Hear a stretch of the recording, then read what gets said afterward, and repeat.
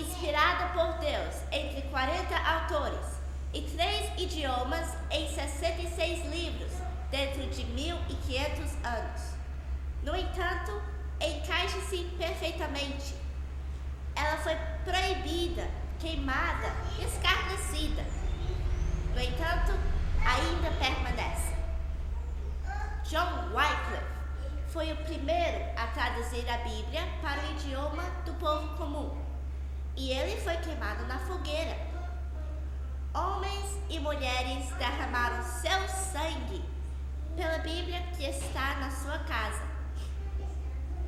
Há mais de 1.800 profecias na Bíblia, profecias que se cumprem com precisão até o dia de hoje. Quando aplicamos conselhos bíblicos à nossa vida sempre melhora.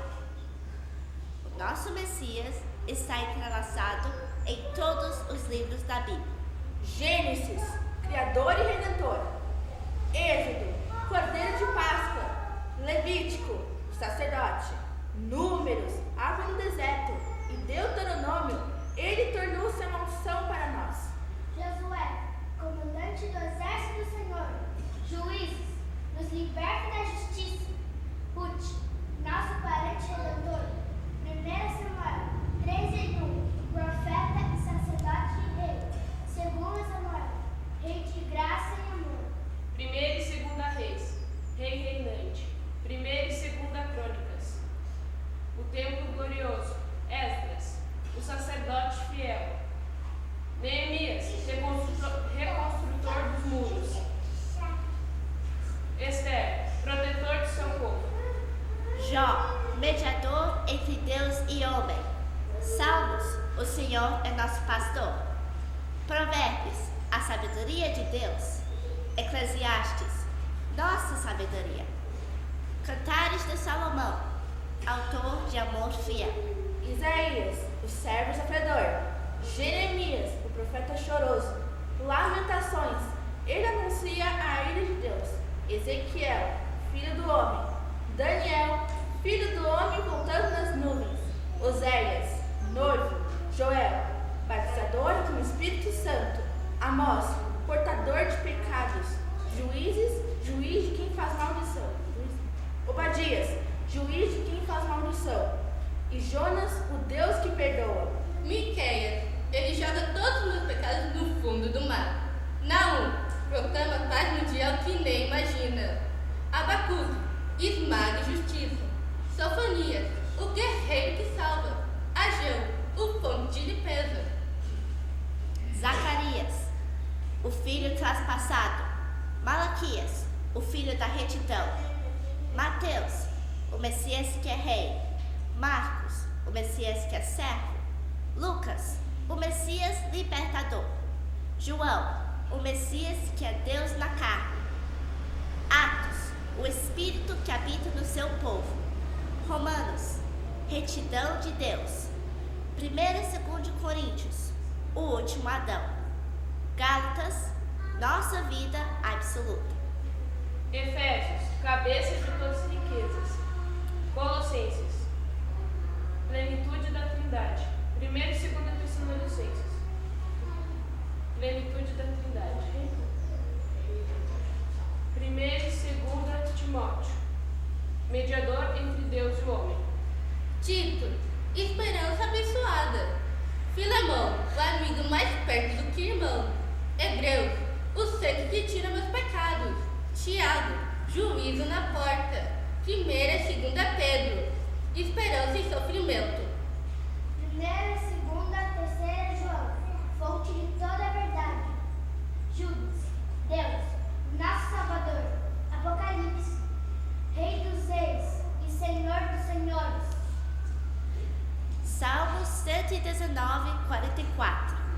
Assim observarei de contínuo a tua lei, Para sempre e eternamente.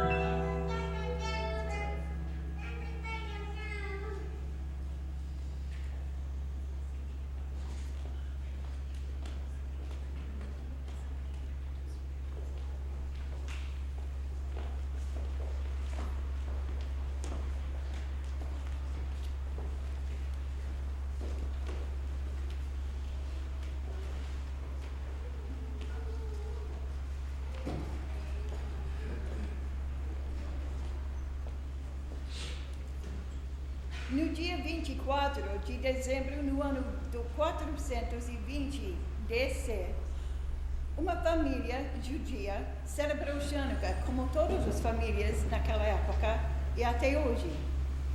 As crianças vão cantar a oração em hebraico, exatamente como é feito pelos séculos em cada lar judaico.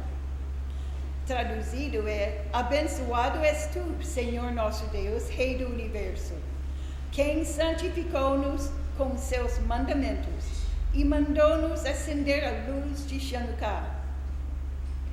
O próximo dia, o dia de Natal, a família levou presentes para Benesh, um bebê recém-nascido no bairro. A família aprende um novo hino, o hino de Natal. O hino de Natal, segundo escrito em nosso mundo, é o amor gerado pelo Pai, que é o segundo hino, por Aurelius Prudentius Clemens, em volta de 360 DC. Vamos ver como essa família chega a entender que Jesus era humano, ainda divino.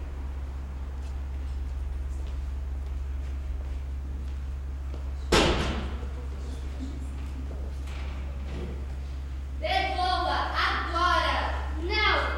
É a minha túnica. Deve aparecer na minha cama em 30 segundos. Deve aparecer em 30 segundos. Ou vai fazer o quê? Shamira, eu estou te avisando. Devolva agora! Não! Eu vou precisar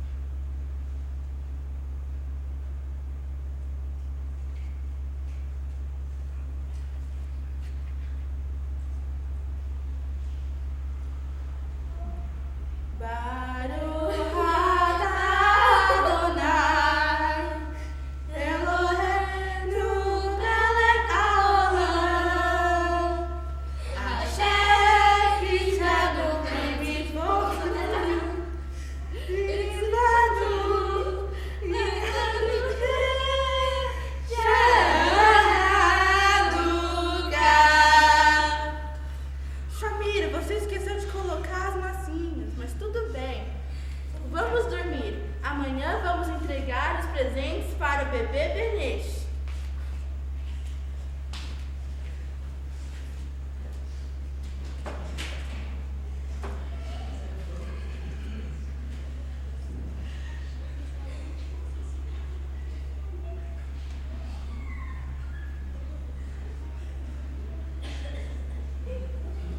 Não esqueça de lavar o rosto.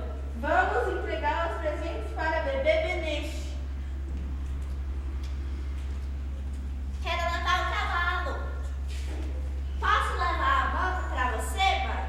É claro, pode levar. Todos prontos? Prontos! Vamos, então. Fique comigo.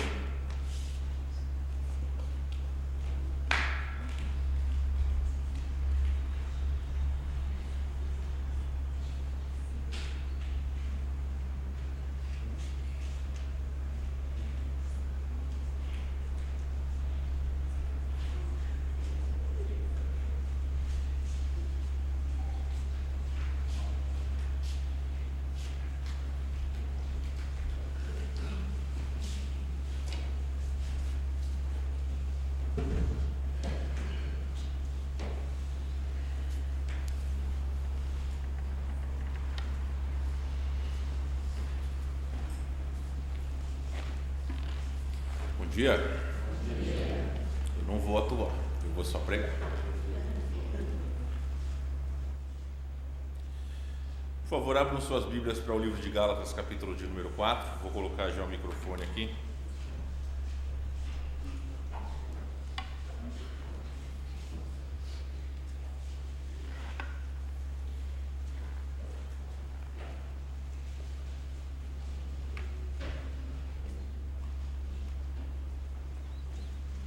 Um, dois, três.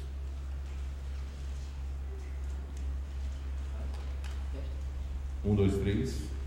Estão me ouvindo bem aí? Então tá bom.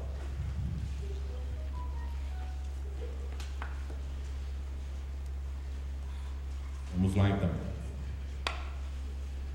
Gálatas capítulo 4, versos de número 4 e 5. Aqueles que puderem acompanhem a leitura da palavra de Deus. E esse texto vai nos dizer o seguinte: vindo, porém, a plenitude do tempo, Deus enviou seu Filho, nascido de mulher, nascido sob a lei, para resgatar os que estavam sob a lei, a fim de que recebêssemos a adoção de filhos. Vamos orar. Senhor, nós queremos render graças pela sua palavra, agradecer ao Senhor por sua bondade, pedir que o Espírito Santo direcione os nossos corações. É uma época importante, Senhor Deus, porque os corações estão muitas vezes abertos para receberem a mensagem do Evangelho através do nascimento de nosso Senhor e Salvador Jesus Cristo. Nós oramos em seu nome, Jesus. Amém. Meus queridos, nós olharemos essa manhã um aspecto diferente sobre o Natal. Cada ano que passa, nessa época do ano, não só as peças de Natal, mas os hinos que nós cantamos sempre são lembrados do nascimento de Jesus, e não que nós vamos deixar esse aspecto distante daquilo que nós falaremos hoje, mas nós olharemos um pouco sobre a expectativa da vinda de Jesus. Nós vamos falar quando o céu parece silencioso. Por que quando o céu parece silencioso? A irmã Kimberly disse que essa peça se passa 400 anos depois de Cristo. Mas a última mensagem de Deus aos judeus veio praticamente 400 anos antes de Jesus. Se você pode, abre sua Bíblia para o livro de Malaquias, capítulo 3. Malaquias capítulo 3, verso de número 1. A palavra de Deus vai dizer o seguinte: eis que eu envio o meu mensageiro, que preparará o caminho diante de mim. De repente virá ao seu templo o Senhor, a quem vós buscais, o anjo da aliança, a quem vós desejais. Eis que ele vem, diz o Senhor dos Exércitos. Interessante, meus irmãos, que Malaquias foi o último livro a ser escrito no Antigo Testamento. Os judeus estavam vivendo em um período turbulento da sua vida, onde muitos estavam com a sua vida espiritual ou com a área espiritual do povo em declínio, mas Deus disse que enviaria o seu mensageiro, que prepararia o caminho do Senhor.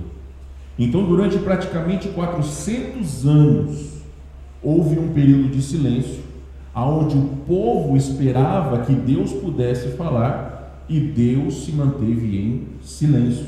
Deus não falou absolutamente nada, nem por meio dos seus profetas, nem por meio de outros meios, como ele havia feito no Antigo Testamento. Então, o que é interessante ressaltar, meus irmãos, é que durante o tempo que, desde que Deus falou pela última vez até a vinda de Jesus, esse hiato, mesmo que a voz de Deus não era audível ao povo, Deus estava trabalhando em silêncio.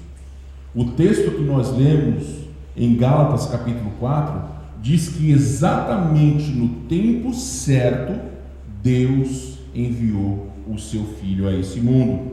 Então, meus irmãos, Deus fez promessa, mas de alguma maneira ele parecia distante do seu povo. João 1,29, você não precisa abrir, mas quando João Batista vê Jesus, ele diz: eis o Cordeiro de Deus que tira o pecado do mundo. Então o mensageiro que havia sido citado por Malaquias era João Batista, que estava pregando sobre o arrependimento, preparando o caminho para o Senhor. Aqui, meus irmãos, nós precisamos olhar pela ótica do povo, que eles estavam passando por várias situações. Na questão política, é importante destacar que quando Deus falou pela última vez, eles estavam debaixo de um governo, e quando Jesus veio, estavam debaixo de um outro governo.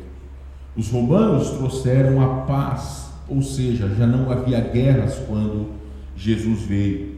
Também havia uma língua universal, que era o grego, que falava-se em todo o canto do império. Então a comunicação era fácil, bem como o cenário espiritual ele era favorável à vinda de Jesus. Por quê? Porque nos 400 anos que Deus não falou, os judeus passaram por várias situações, sinagogas foram abertas e eles demonstravam o seu anseio pela vinda do Messias. Então, quando Paulo fala aos Gálatas que no momento certo veio Jesus, Deus, ele não erra. Deus enviou o seu Filho ao mundo no momento certo, na forma de uma criança, para nascer e posteriormente dar a sua vida por cada um de nós. O silêncio de Deus, meus irmãos, nunca é uma maneira de demonstrar-se inativo. Pelo contrário, Deus estava trabalhando nos bastidores. Novamente, no versículo 4 de Gálatas, lendo na versão NVT, mas quando chegou o tempo certo, Deus enviou o seu Filho. Em João 1,14, você pode abrir a sua Bíblia, por gentileza. João 1,14, aguardando aí que vocês possam chegar lá. Evangelho de João, capítulo de número 1, verso 14.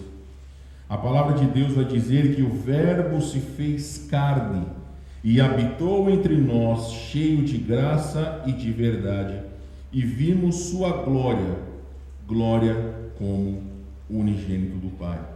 Então Cristo, ele não foi apenas uma palavra, ele foi a palavra feita em carne.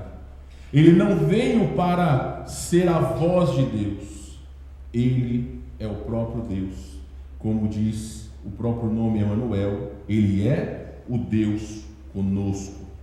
Então, meus irmãos, mesmo que Deus pareceu em silêncio por 400 anos, A resposta de Deus aos anseios dos judeus veio na pessoa de Jesus Cristo. É importante nós entendermos, meus irmãos, que existe sempre um propósito por trás de tudo aquilo que Deus faz. Assim como eu disse para vocês, num período de 400 anos, Deus estava preparando o terreno para a vinda de Cristo. Tanto na questão política, quanto na questão geográfica, quanto na questão histórica, e todas as coisas foram importantes para que no momento certo Jesus pudesse vir e dar a sua vida por cada um de nós. Então, se muitas vezes nós achamos que Deus está em silêncio e não está ouvindo as nossas vozes, Ele está trabalhando nos bastidores, para que de alguma forma nós possamos ouvir a sua voz e ver o seu poder através daquilo que Ele quer ensinar a cada um de nós. Então Jesus é a palavra viva. Ele foi a maneira de Deus quebrar o seu silêncio, e Ele fez isso de forma grandiosa. João 3,16, abre sua Bíblia lá. João capítulo 3, verso de número 16. Alguém leia para nós, por favor.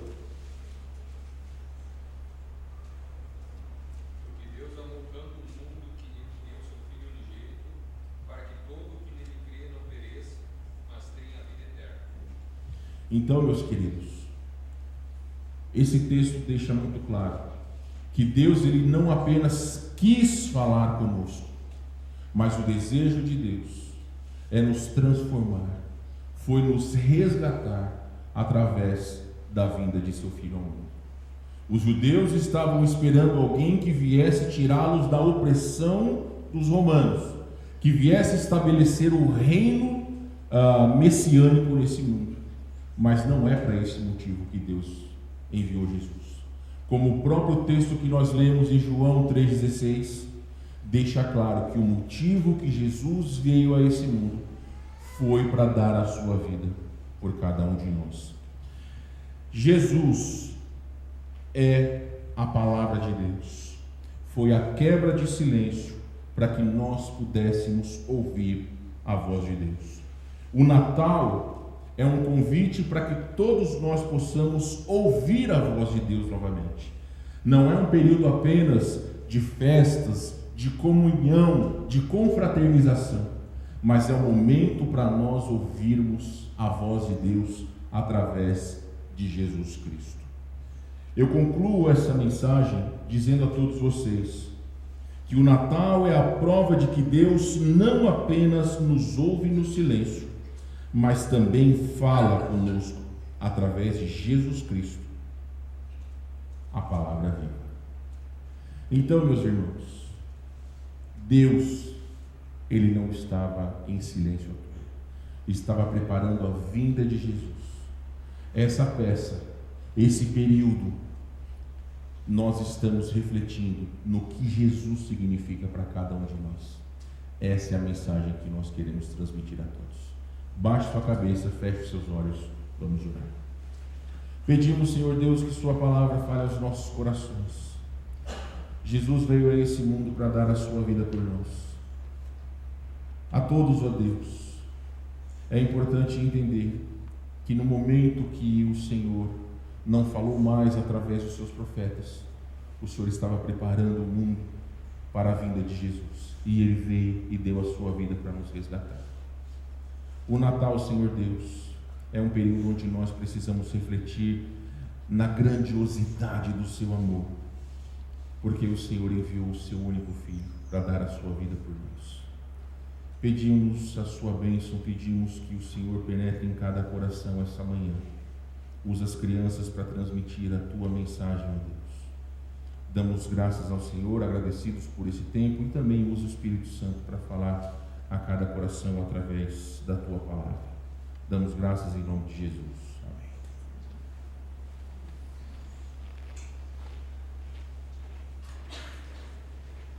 Você acha que Jesus, o Nazareno, era o Messias?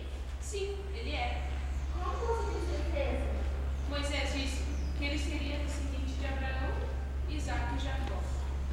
Por exemplo, Jeremias disse que ele seria descendente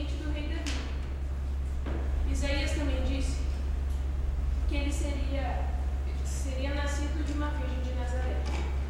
A Escritura está cheia das profecias que os profetas nos ensinou, e Jesus encheu cada uma delas.